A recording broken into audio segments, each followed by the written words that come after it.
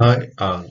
In last video, we have taken backpropagation algorithm, which is used to train multi-layer neural networks.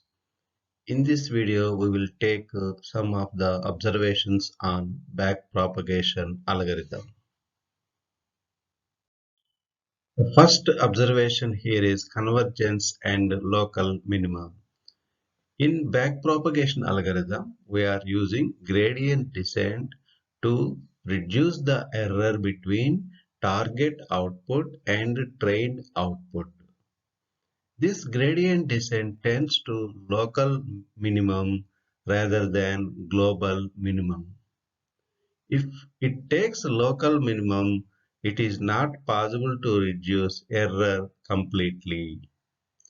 To overcome this disadvantage, three approaches we can follow.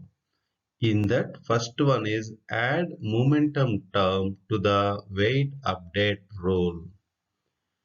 In this one, we are adding a momentum term, that is this one. Okay, so that is a previous epoch value we are adding to the current one. This momentum can sometimes carry the gradient descent procedure through narrow local minimum.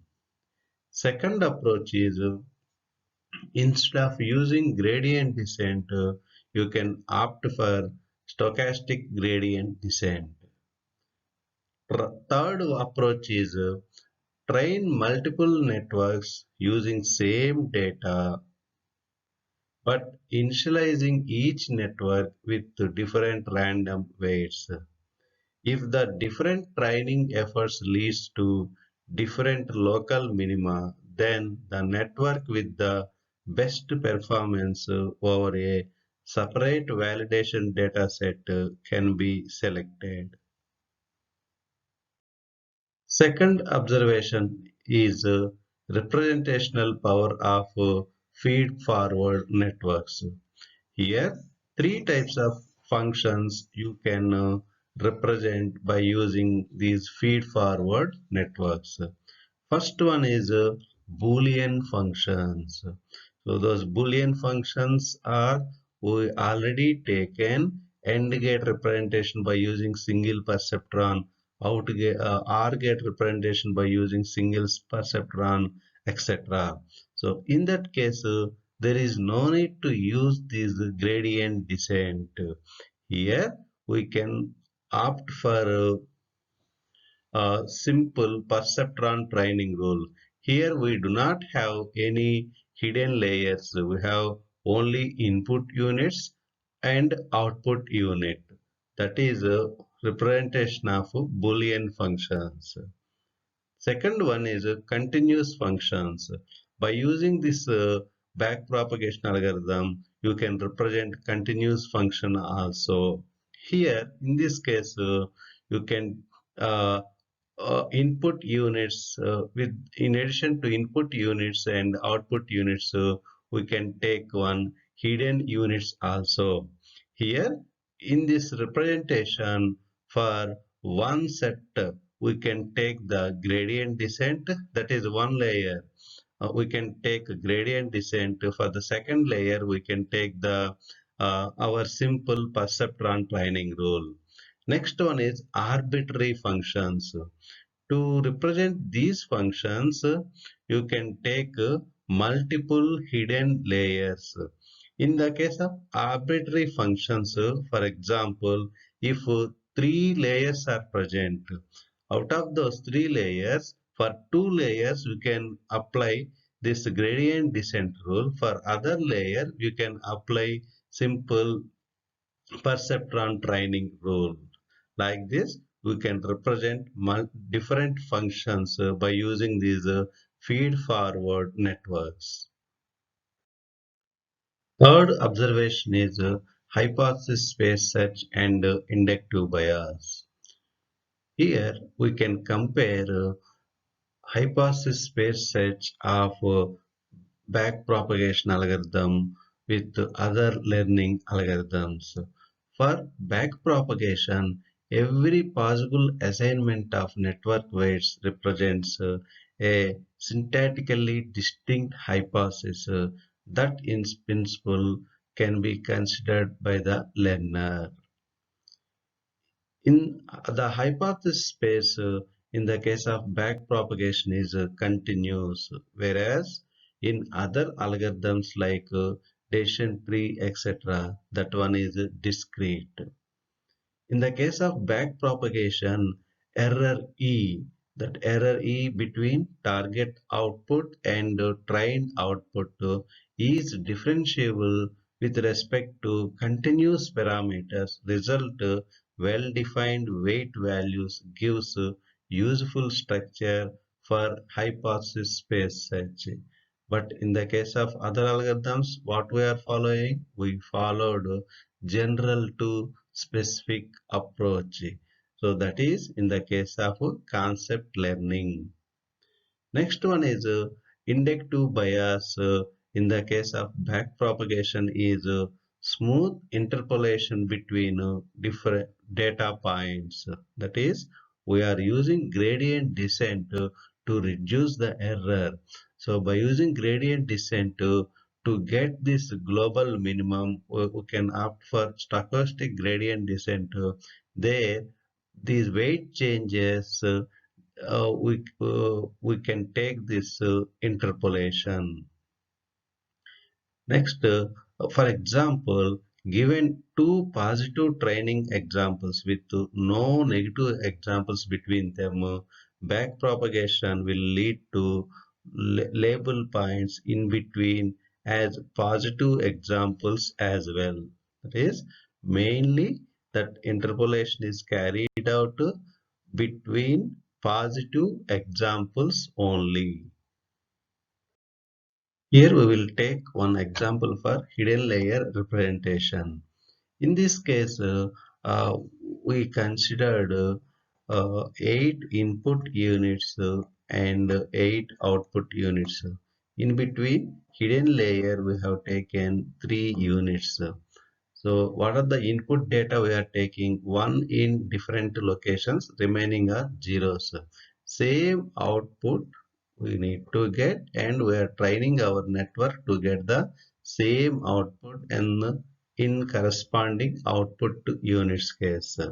So here you can observe different hidden unit values.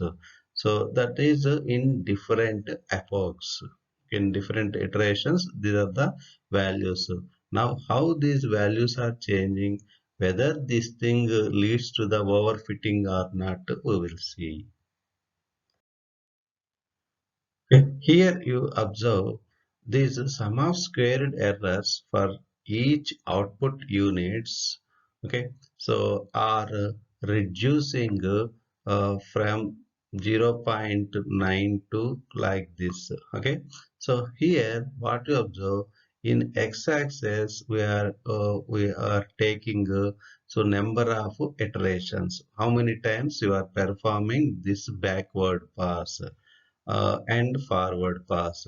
So this is the sum of square error we considered. So observe as number of iterations are increases. Okay, these sum of squared errors are decreasing. Okay, how we are calculating this sum of squared errors? That is sigma of 1 by 2 uh, training output minus target output minus training output whole square, like that we are calculating sum of squared errors. So that one is decreasing by increasing number of iterations. So is it the correct process or not? This may leads to overfitting of the data. Overfitting.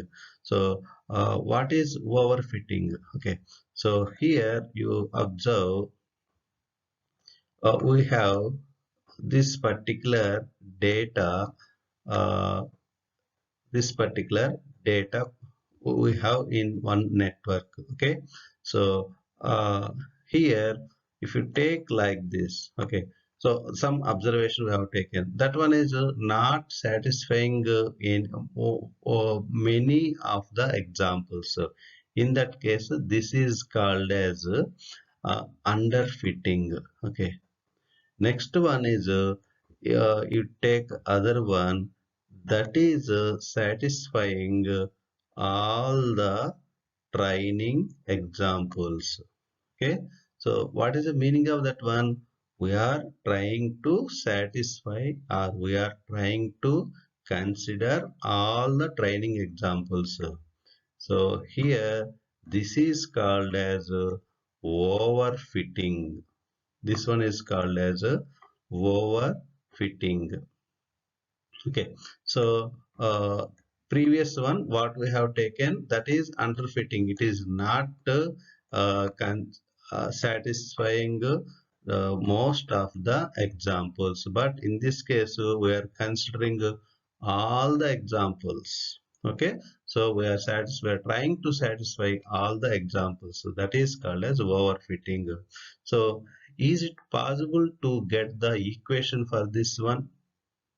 Is not possible, because this is not in a specific shape like this. Okay, so here instead of considering overfitting or underfitting, you can take the best fitting. Can take the best fitting. So what is that one? Here like this, you can take this best fitting. So now here it is somewhat considering and satisfying most of the examples in that case. Okay, so this one is best fitting. This one is best fitting. Okay, so while training any network, you have to consider for best fitting, not for overfitting and not for underfitting. Now here you see, if number of iterations are increasing, now that one leads to the overfitting case. In next observation, in this case, hidden layer representation is hidden unit encoding for input 0, 1, remaining 6 zeros. Okay, that is that particular input. Okay, so we have three hidden units we consider in our case. Okay, so how that particular hidden unit values are changing in the while increasing number of iterations. Now you observe some in one unit case, those are gradually increasing, constantly increasing case. In another unit case, first it decreases, later increases. In another unit case, that is completely decreases. Okay, like this, these hidden values are changes to get the required output. So in this observation, we can take the weights from input to one hidden unit. Okay, so how you can observe how those are changing. Initially, we are starting from 0 like that. Okay, so you can observe how these are changes depending on the number of iterations. Previously, we discussed overfitting. Okay, so we have to avoid overfitting. So to avoid overfitting, we have to stop our approach at some point of time. So how to avoid this overfitting? Here, one approach is a weight decay approach. So what is this one? In this approach, we can decrease each weight by some small factor during each iteration. This is equivalent to modifying the definition to include penalty term corresponding to total magnitude of the network weights. The motivation for this approach is to keep weight values small to bias learner against to complex decision surfaces.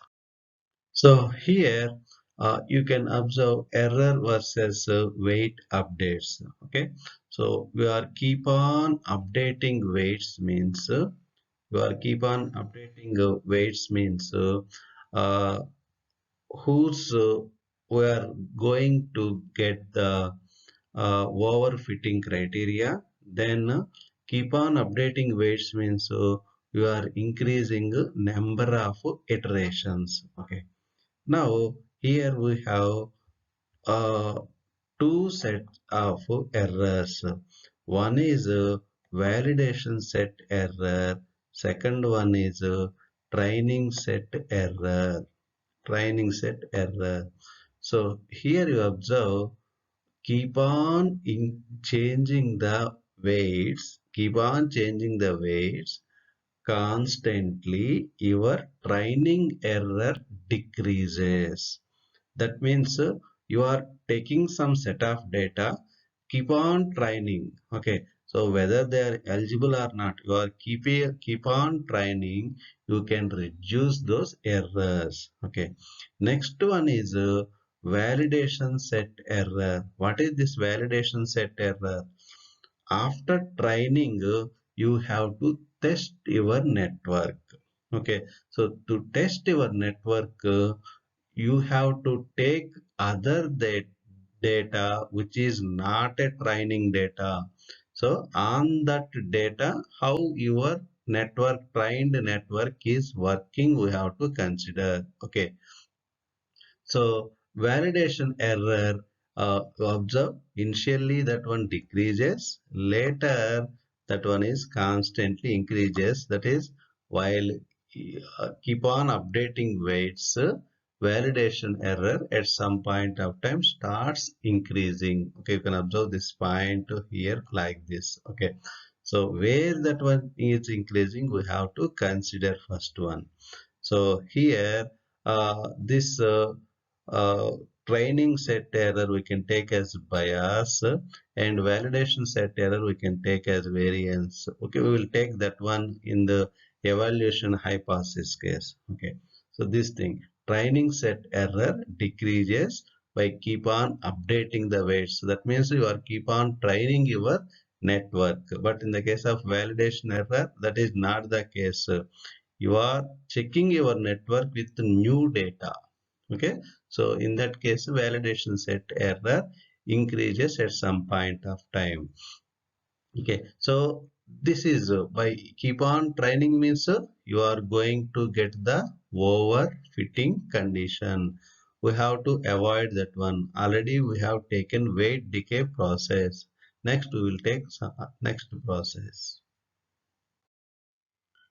Here is the second example, which is error versus weight updates. So you observe here, validation error is gradually decreasing. That is, how is it possible? Okay, so here we can we are taking a k-fold cross-validation approach. That is, cross-validation is performed k times. Each time using a different partitions of data into training and validation sets, and the results are then averaged. So here I'll give one example for this one. You have 100 training examples, 100 training data. Okay, so out of 100 data, 1 to 70 we are using for training, and 71 to 100 we are using for testing the first time. Okay, second time we have to take other 70 like this, uh, 1 to 1 to 50. Okay, and next one is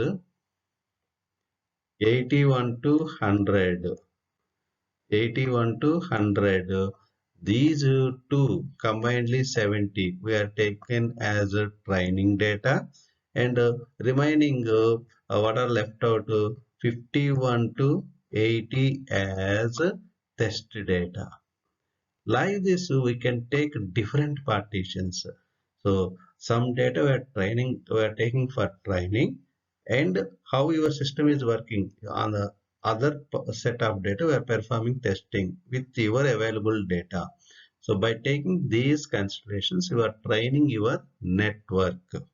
Okay, so if you train like this, this one comes as a k-fold cross validation approach. If you train your network like this, there is a possibility of reduce validation error also. Okay, you for the real application, once your network goes to the real application, the validation error also decreases. So these are the observations on back propagation algorithm.